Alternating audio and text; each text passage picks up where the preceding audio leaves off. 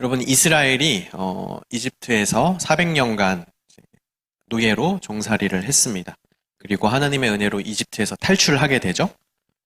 이제 파라오가 맨 처음엔 그래 너희 나가라 하고 이렇게 보냈다가 마음이 변해서 다시 추격을 시작합니다.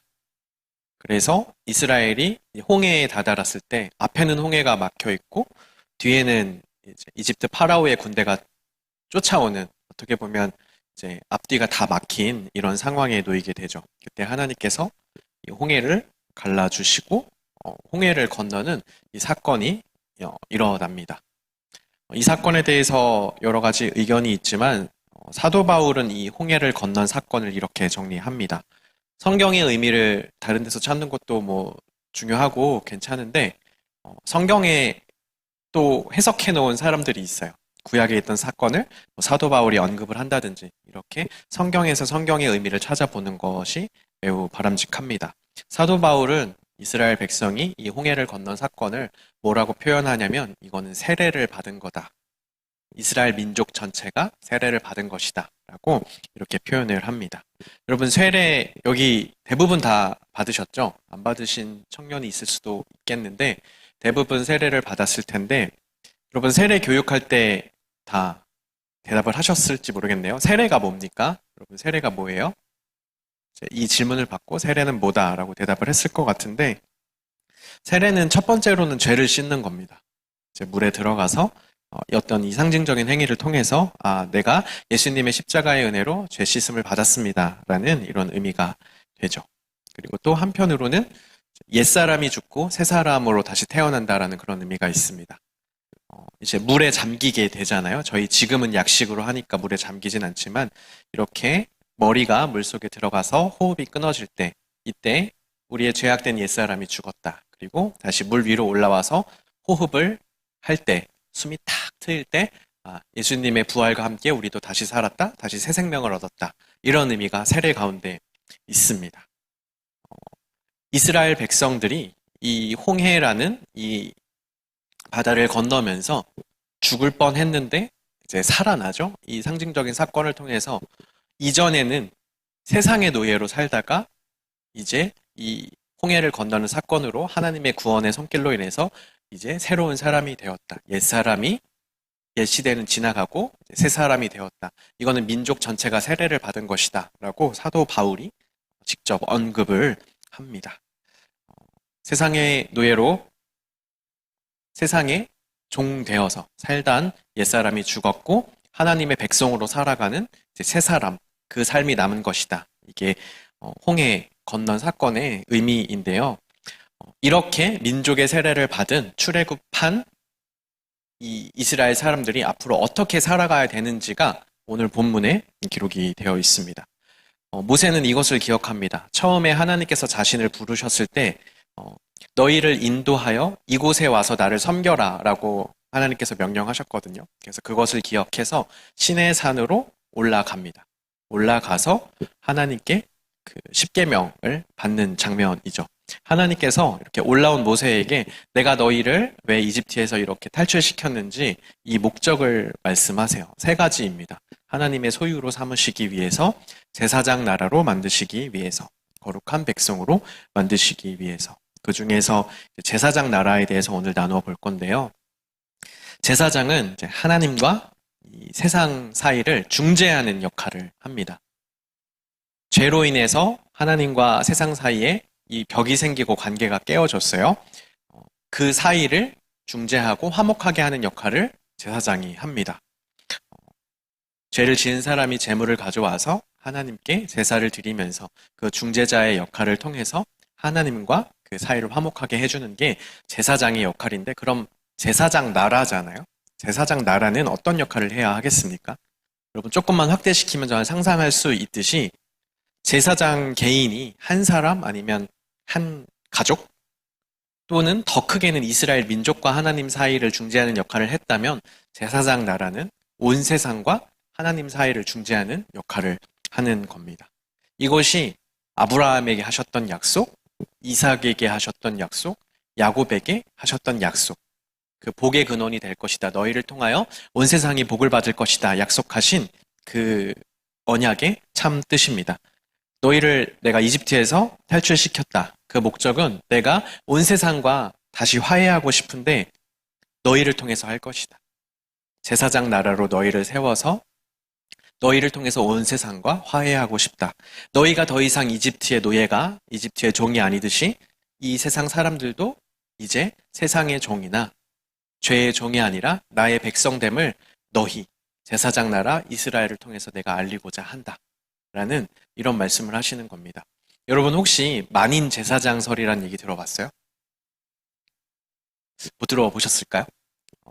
종교개혁 시대에 나왔던 얘기인데 뭐 이거를 어떻게 해석하느냐가 참 의견이 분분한데 뭐 한편으로는 이전에는 설교를 목회자만 하는 거였다라면은 모두가 제사장이 되어서 모두가 다 설교를 할 수 있다 이런 의미로 받아들이는 사람이 있는데 뭐 그런 의미도 어느 정도 가능할 수 있다고 봐요. 저도 설교자에 꼭 목회자만 서야 된다라고 생각하지 않습니다. 다른 사람들도 얼마든지 이 자리에 서서 하나님께 받은 은혜를 하나님께서 주시는 말씀을 선포할 수 있다고 생각해요. 근데 만인 제사장이라는 것은 사실 그런 의미가 아니라 모든 사람이 제사장 되어서 하나님과 이 세상을 화목하게 하는 그런 사명을 받았다라는 그런 뜻입니다. 이스라엘 백성이 제사장 나라로서 이런 사명을 받은 것이죠. 홍해에서 어떻게 보면 건져냄을 받은 이 구원을 통해 창조된 이스라엘 민족이 이제 온 세상의 구원을 위해서 사용받는 겁니다. 제가 저번에 설교했죠? 모세가 나일강을 둥둥 떠다니다가 건짐받았습니다. 그리고 이 건짐받은 모세를 통해서 이스라엘 백성들은 홍해에서 다 죽을 뻔했는데 거기서 또한 건져냄을 받습니다. 그렇게 또 건져냄을 받은 이스라엘이 온 세상을 건지는 그런 제사장 나라로서 사명을 받게 되는 것입니다. 우리에게 다 그 사명이 있는 겁니다. 여러분 한 명 한 명이 다 제사장으로서의 역할을 가지고 있는 것이죠. 그냥 나 혼자 내 삶 잘 살아가고 내 신앙 잘 지키고 이렇게 살아가는 게 아니라 나는 하나님과 이 세상을 연결시킬 그런 사명이 있다는 것을 우리가 기억해야 할 것입니다. 시내산에서 이제 모세가 십계명을 받습니다.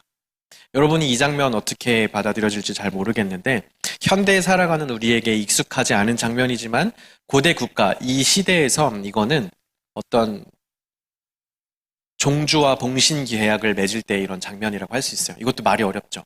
어떤 주인된 나라 그리고 그 신하된 나라 우리나라가 옛날에 중국을 주인된 나라로 섬기고 그 속국으로 살았던 때가 있죠. 어떤 그런 계약 장면이라고 보면 돼요. 십계명을 받는 것은 단지 법전을 전달받는 어떤 그런 의미가 아닙니다.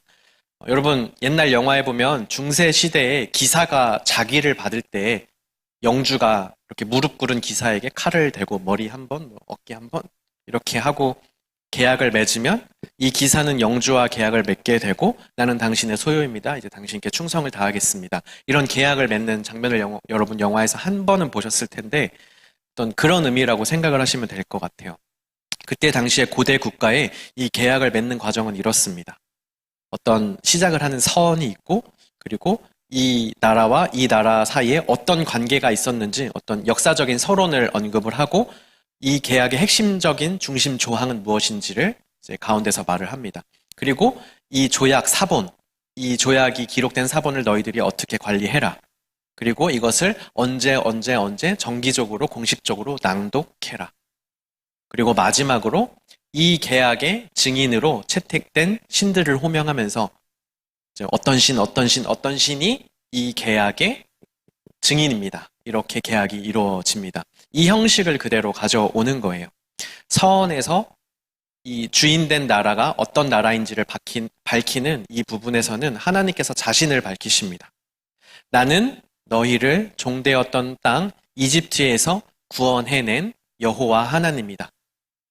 이 내용이 처음에 들어가요. 하나님께서 그리고 그 다음에 역사적 서론이 나오는데 종주가 봉신, 이 주인된 나라가 신하된 나라에게 어떻게 했는지를 기록을 하는데 이 부분에서는 하나님께서 이집트에서 이스라엘을 어떻게 이끌어내셨고 어떻게 구원해내셨는지가 기록이 되어 있습니다. 그리고 중심 조항, 어떤 걸 지켜야 하는지 이 내용에는 십계명과 어떤 세부적인 율법들이 기록이 되어 있습니다.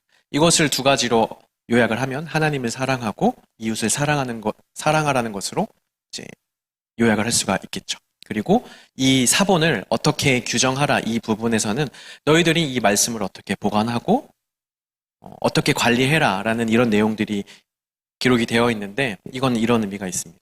내가 이 존재에게 받은 법을 가지고 있어요. 이걸 보관을 하고 있어요. 이건 어떤 뜻이냐면 나는 이 법을 준 존재에게 속해 있는 겁니다.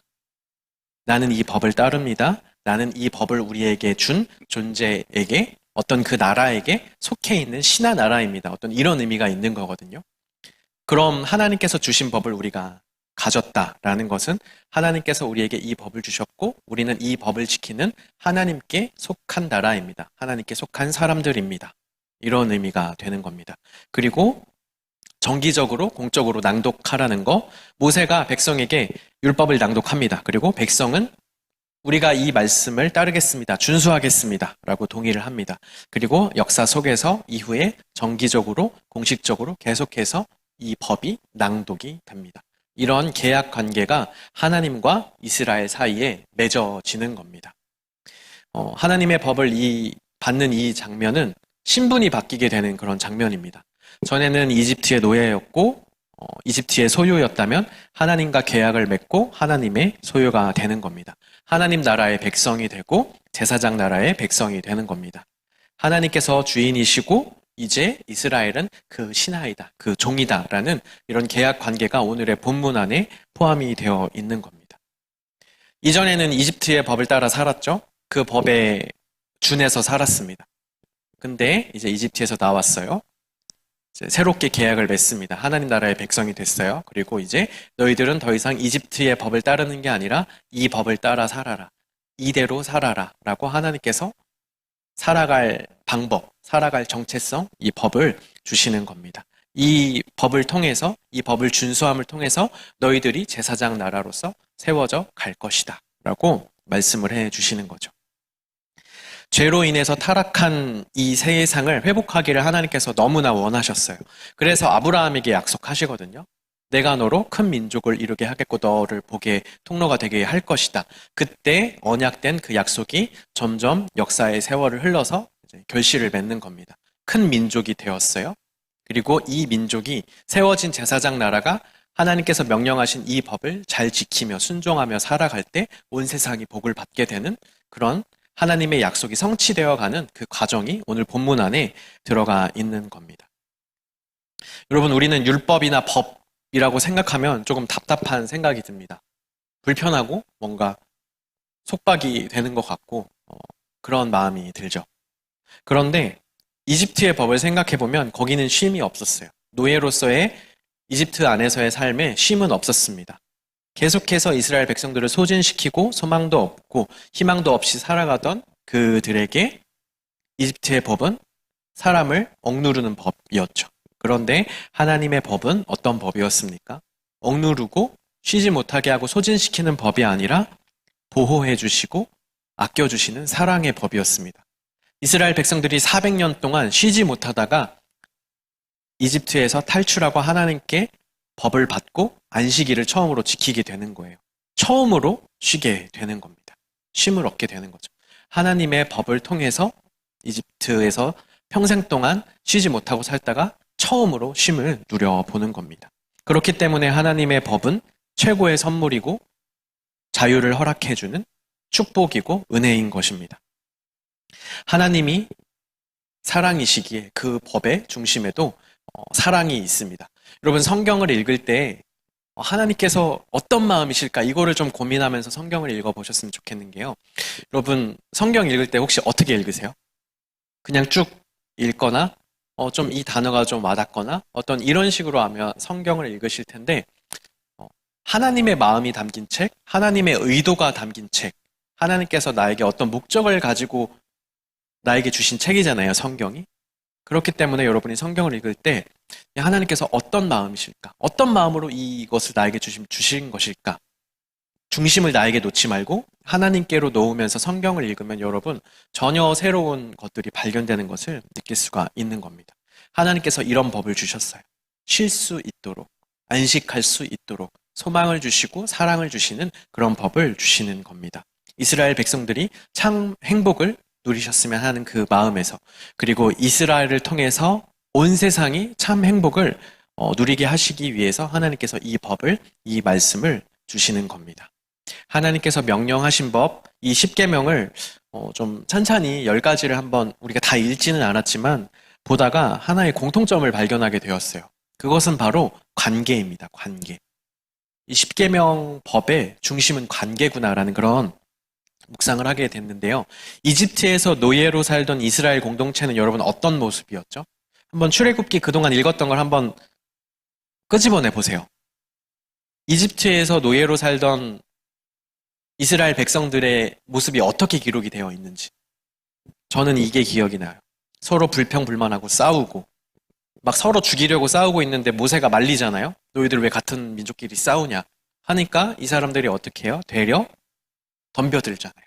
이게 이집트 사람들이 노예로 살던 그때 당시의 정체성이고 그때 당시의 상황인 거예요. 서로 믿지 않고 같은 민족끼리도 싸우고 죽이려고 하고 심지어 싸움을 말리는 자에게 덤벼들고 공동체가 완전히 깨어진, 관계가 완전히 깨어진 그런 모습인 겁니다. 그들에게 주어진 하나님의 법, 부모를 공경하라고 합니다. 가장 처음 맺어지는 관계죠. 인간 사이에서 태어나서 가장 처음 맺게 되는 법, 관계, 부모를 공경하라고 합니다. 그리고 두 번째는 살인하지 말라는 계명이에요. 여러분, 살인은 관계의 철저한 파괴입니다. 이거는 결코 회복되지 않는 결코 회복될 수 없는 관계를 철저하게 파괴해버리는 그런 행위예요. 이 행위를 하지 말라는 겁니다. 여러분, 인류 최초의 살인이 어디에서 일어나죠? 형제 사이에서 일어납니다. 형이 동생을 죽이죠. 가장 친밀해야 할 그 관계 내에서 관계가 다시는 회복될 수 없는 그 살인이 일어나는 겁니다. 그리고 예수님 때에 와서는 이 살인하지 말라는 이 계명을 예수님께서 이렇게 확대하세요. 공동체를 향해서, 내 형제 자매를 향해서 분노하고 미워하고 이웃에게 욕하는 것조차 너희들을 살인하는 것이다. 관계를 깨는 것 너희들 다 살인하는 것이다. 예수님께서 확대해서 또 말씀을 해주세요. 그리고 도둑질하지 말라는 계명이 또 있습니다. 이때 당시의 문화적 상황을 생각해보면 어린 사람들, 어린 아이들 납치해서 노예로 파는 일이 너무나 많았다고 해요. 여러분, 성경에 보면은 요셉이 형들이 팔아버리잖아요. 근데 그게 그냥 그때 당시에 흔하게 일어났던 일인 거예요. 내 옆집 사는 사람이었을 수도 있는, 알고도 이 집은 언제 되면은 저 아이가 혼자 남는구나. 그때 내가 납치해서 팔아버려야지. 이런 일들이 그때 당시에 너무나 많이 일어났던 겁니다. 도둑질하지 말라는 거, 그냥 물건 훔치지 말라는 그런 의미에서 더 나아가서 너희들이 사람을 훔친다. 사람을 훔치고 사람을 판다. 그 가족을 깨트리고 서로 믿지 못하게 만들고 혹시 저 집의 사람이 우리 집 아이를 훔쳐가지 않을까? 팔아버리지 않을까? 이렇게 의심해야 하고 경계해야 되는, 관계가 완전히 깨어진 그런 모습들이 그때 당시에 있었던 겁니다. 그래서 도둑질하지 말라고 하는 거죠. 근데 우리는 이것을 물건을 훔치는 것만 생각을 하는데 여기에는 사람을 훔치지 말라는 그런 내용도 포함이 되어 있습니다. 그리고 이어지는 계명 뭘까요? 여러분, 10계명 혹시 외웠나요? 못 외우고 있을 것 같은데 거짓 증거하지 말라는 내용이 나옵니다. 이것만큼 공동체를 파괴하는 것도 없는 것 같아요. 이 거짓 증언하는 거, 재판정에 증인이 서서 거짓말하지 말라는 거예요. 이거는 너무나 당연하고 이게 왜 여기에 포함되어 있지? 좀 의아할 수도 있는데 그때 당시에 가진 사람들이, 경제적으로 가진 사람들이 재판을 당할 때 증인들에게 돈을 주고 많이 세웠다고 합니다. 그래서 가진 사람들은 아무리 잘못을 했어도 자기가 가진 경제력으로 증인을 세우면 잘못을 했어도 처벌을 받지 않고 오히려 잘못하지 않은 약한 사람들이 처벌을 받는 그런 일들이 너무나 많았다고 해요. 완전히 공동체가 유지될 수 없는 거죠. 돈으로 모든 게 유지되는 그런 상황이었던 겁니다. 그래서 이 계명이 여기에 주어졌습니다. 이것들을 하나하나 다 보다 보니까 이게 결국에는 서로가 서로를 믿고 의지하고 신뢰할 수 있는 어떤 그런 관계를 세워가는 그런 관계가 중심이구나, 공동체가 중심이구나, 그런 생각을 하게 되었어요. 하나님이 너무나 사랑하시는 이 한 사람 한 사람을 소중히 여기면서 그 사이에서 너희들이 관계를 세워가라. 이렇게 말씀하시는 겁니다.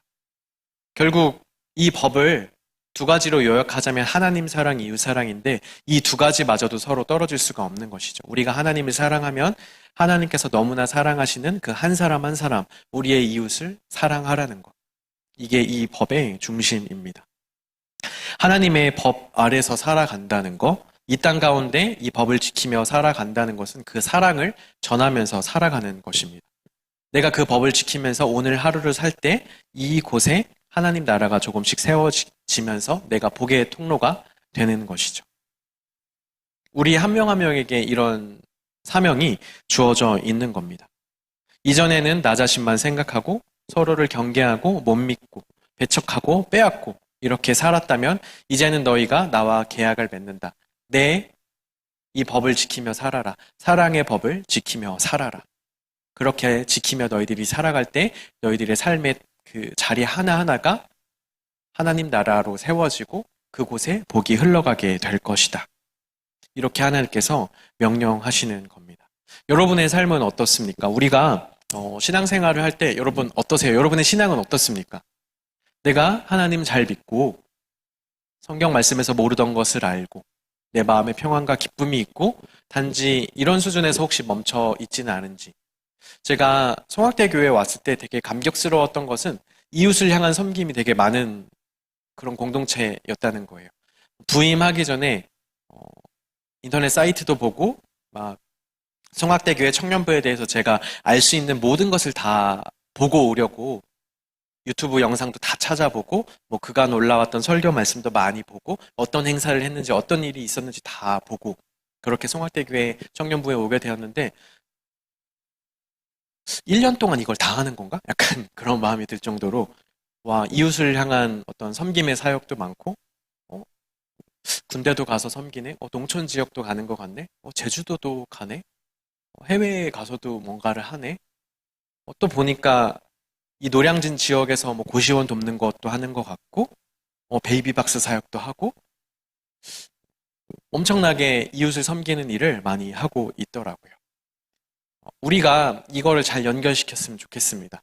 내 신앙생활은 신앙생활대로 하고 근데 이웃사랑하는 것과 잘 연결이 안 되는 경우가 많은 것 같아요. 우리가 이런 것들을 잘 일상생활에 연결을 시키고 내 삶에서 하나님의 나라가 세워지기를 그렇게 좀 우리의 신앙생활의 지경이 조금 더 넓어졌으면 좋겠습니다. 우리가 하나님의 말씀, 하나님의 법을 받았습니다. 우리가 하나님의 말씀 안에서 누리는 기쁨들이 있죠. 우리가 하나님의 말씀 안에서 누리는 은혜들이 있고 특권들이 있습니다. 그냥 이것을 내 안에 가지고만 있는 것이 아니라 이런 생각을 반드시 해야 돼요. 내가 이것을 받았으면 내 것으로 끝나는 게 아니라 이것을 다른 사람에게도 누리게 해야 된다. 이것은 반드시 확장되어야 한다. 모세가 건져내지고 모세가 이스라엘을 건지는 자로 사용받았습니다. 그리고 이스라엘이 건짐을 받았고 온 세상을 건지라는 그런 제사장 나라로서의 명령을 받게 되었어요. 그 명령이 오늘 우리에게도 있습니다. 내가 받은 은혜 나만 누리는 게 아니라 나누는 겁니다. 그리고 그 법을 지키고 그 사랑에 순종하며 살아갈 때 내가 속해 있는 곳이 내가 서 있는 곳에 하나님의 나라가 세워지는 것이죠. 그렇게 우리는 이 땅에서의 사명을 가지고 살아가는 겁니다. 여러분 한 명 한 명이 제사장으로서 그리고 우리 공동체가 제사장의 공동체로서 아직 하나님을 모르는 사람들, 아직 도움이 필요하고 사랑과 섬김이 필요한 사람들과 하나님 사이를 연결시키는 우리 송악대 교회 청년부 공동체가 되었으면 좋겠습니다. 하나님께서 그것을 위해 우리를 선택하셨고 부르셨고 모이게 하셨고 이렇게 예배하게 하시는 것입니다. 그 사명을 새기고 우리의 삶 가운데로 나아가는 우리 모든 청년들이 되었으면 좋겠습니다. 우리 함께 우리 주 하나님 함께 찬양하도록 하겠습니다.